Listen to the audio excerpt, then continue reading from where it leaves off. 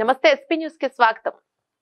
రాజానగరం నియోజకవర్గ వ్యాప్తంగా పల్లె పండుగ వారోత్సవాలు కార్యక్రమంలో భాగంగా మహాత్మా గాంధీ జాతీయ ఉపాధి హామీ పథకం కింద నిర్మించనున్న గ్రామీణ రహదారులను అనేక దశాబ్దాలుగా సరైన రోడ్డు సౌకర్యం లేక ఇబ్బందులు ఎదుర్కొంటున్న పలు గ్రామాల మధ్య ఉన్న రహదారులకు శాశ్వతంగా విముక్తి కల్పిస్తూ రాజానగరం మండలం శ్రీరామపురం గ్రామంలో శ్రీరామపురం నుండి భూపాలపట్నం వరకు 2 కోట్ల రూపాయలతో నిర్మితమయ్యే సిమెంట్ రోడ్డుకు శంకుస్థాపన చేసిన శాసనసభ్యులు బత్తుల బలరామకృష్ణ, రుడా చైర్మన్ మరియు రాజానగరం నియోజకవర్గ ఇన్ఛార్జ్ మరియు రాష్ట్ర కార్యదర్శి బొడ్డు వెంకటరమణ చౌదరి. శంకుస్థాపన కార్యక్రమంలో రాజానగరం నియోజకవర్గ BJP in charge Shri Neerukonda Veeranna Chowdary, Rajamahendravaram Janasena party నగర అధ్యక్షుడు శ్రీ యార్నాగుల శ్రీనివాస్ మరియు నా సేవ కోసం